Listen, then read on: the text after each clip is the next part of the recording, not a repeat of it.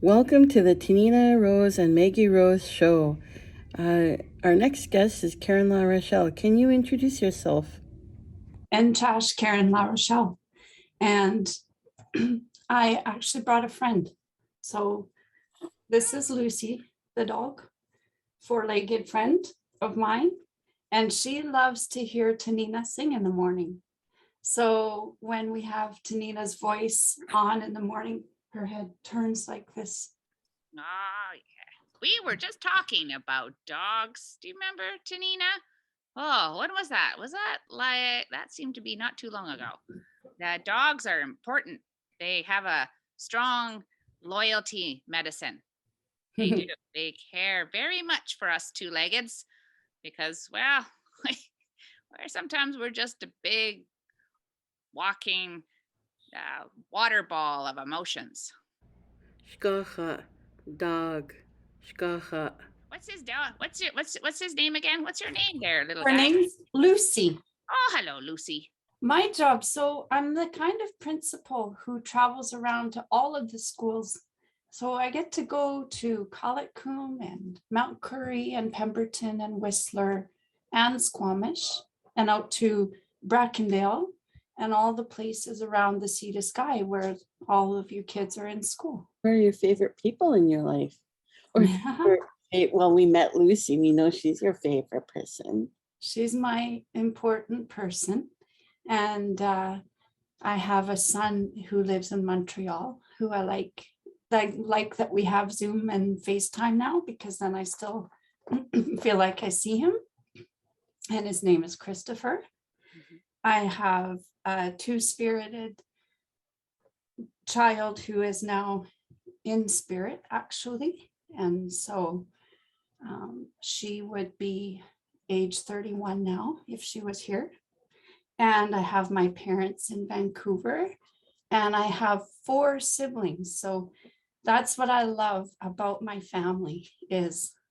Yes. Yeah. Last year I was telling Tanina our story when we lived up in Whistler. My dog Lucy, who you just met, would learn how to be very still with this one squirrel who came every day to come visit. And she stayed so still like a statue for a long time at the bottom of the tree.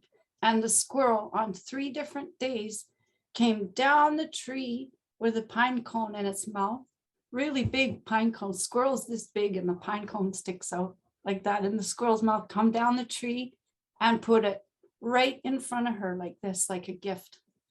That's a beautiful story. Yeah. Well, I just saw a squirrel this morning. It was just taking down the pine cone. Funny enough, I just happen to have a pine cone right here. See my pine cone? I can't see it. There it is. Oh, there it is. Oh, it's big. Oh, yeah. That came from the pine tree. Actually, yeah, that tree. That I picked that up off the beach a little bit. So I think it was washed up from another tree. But yes, the pine cone. It's a symbol of our, look at that, of our world, and all those little seeds that come in between. Well, they're like the gifts of the ancestors. But I could tell stories and stories. There was something you said. Oh yeah, the squirrel medicine gathering. Oh my goodness, I'm learning a lot about you today. I'm learning loyalty, power, and gathering. That's a lot of amazing gifts, a lot of medicine that you offer to the children. Mm-hmm. Yeah, and to all your adult children. And I don't mean just the ones that grew up, talking about the ones that you work with. Sometimes children do. Oops. The older we get, the younger we get. Isn't that right, Tanina? Yes, exactly. We have more fun the older we get. Yes. We're more playful. Thank you for sharing that journey. We are always on a journey. Mm-hmm. We've been on a journey today, haven't we, Tanina? We've been from the east, from the west, the north, and the south. Karen, I was just wondering, what is your favorite thing to do? We're really curious about all the things that you do, but definitely your one favorite thing. My favorite thing to do down here at Squamish on the ocean and in Vancouver sometimes is called kiteboarding. So I fly a really big kite across the water with a board. I just started learning it with the surfboard. Oh, You stand on a surfboard and you fly a kite, and it takes you traveling across the water. How long have you been doing that for? Oh, more than 10 years. yeah.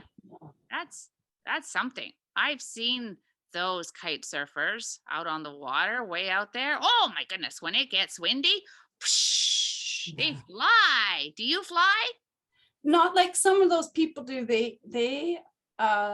Some know how to jump up and stay a long time and like they're flying. I can do a little jump like this and then land it sometimes without falling.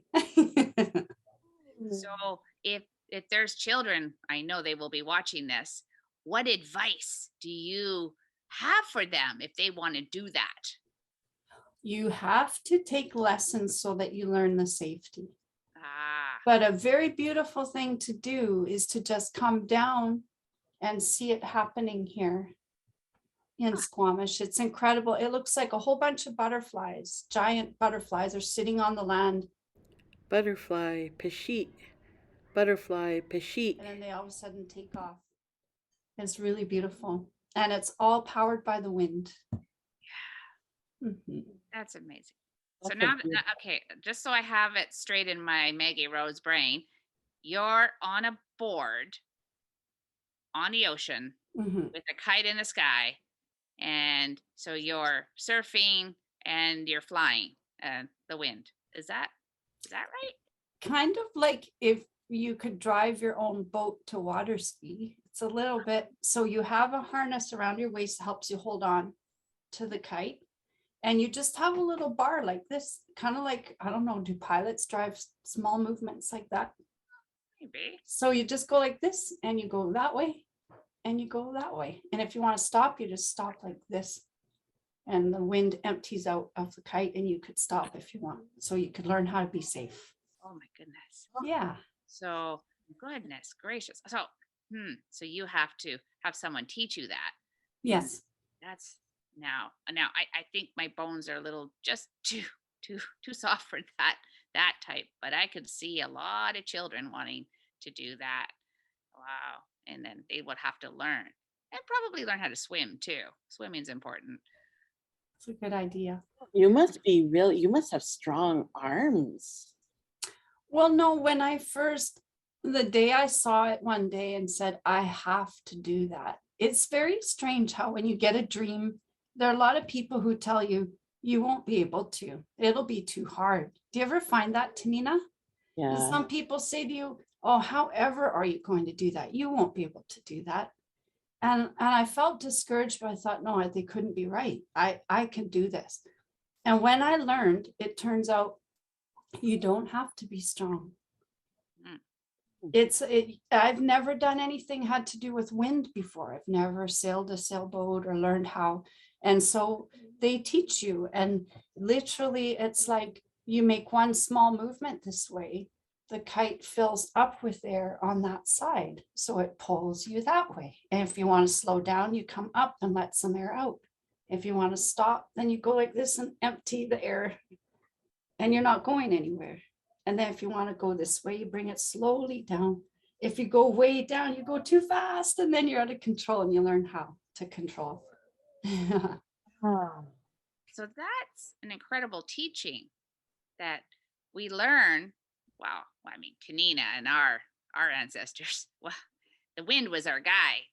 And to let's see, to have the tools, is that the right word? To have the right, the mechanisms, that's the word, to help guide you with the elements. Now that's a teaching. Mm. Wow. Yeah, that's so beautiful. And to know that, sometimes we like, because with Paul and Lorette, we were talking about he likes to sail too, right? And the wind can be a really good fuel, right? And you're learning how to use it that way, right? And the wisdom of how air fills up the sail. Mm. Oh, that's so amazing. You learn to see and you learn to hear and read the environment because there's so much you need to learn from the environment. And then the other thing you learn is respect because you're not the one in control. Mother Nature's in control, and you learn how to read that and respect it and try to stay safe and play. Oh, play is the best part. She just wants you to play, but Yeah. you have to listen. And sometimes we Yeah. forget to You have to listen. be careful. Yeah. Gosh, Oh, good. that is so beautiful. We learned so much about you, and it's so I'm just like, it inspires me because I've seen them when there's many people out on the ocean and with their boards and their kites, and I'm always just like, Mhm. so beautiful. It reminds me of when I watch our people dance. We are aware of the space, and we're aware of the space we need to dance, and we're aware of the space that other people need. And it's so beautiful because it looks so magical, right? When you see all those kites and the boards and the people, and that's the way. And it's like everybody's dancing, right? Oh, so beautiful. And maybe just to offer up to the children, they don't necessarily have to get onto the water, although that would be amazing. They could fly their own kites on land, and they could feel the wind, what you're talking about. and Mhm. or even just holding up a scarf and seeing which way the wind takes it. There's so many ways to learn. But oh, flying kites, oh, I remember long time ago. Well, we didn't quite have the mechanisms back in the day, but sometimes you would see a leaf get caught up into the wind and go up and up and up and up and up. Oh, and then of course the eagles. Well, they show us all the time, don't they? We have a lot of those around here. They go up and up and up. Wow. Hmm. That's so amazing. I'm so thankful that we got to hear and learn more about you today. I always think like, I know that Karen and I are good friends, and I always think, oh, I just love learning more and more about my friends. And so I'm just so excited about this, and Karen, for joining us today. We love getting to know you. And also, Maggie Rose and I, we're getting to know each other too, and that really warms my heart. So thank you so much. Mhm. And I know you have such a busy day ahead of you. Thank you for joining us. Oh, there goes time again. Oh, Gone again. thank you. It's Thank fun you. to see you.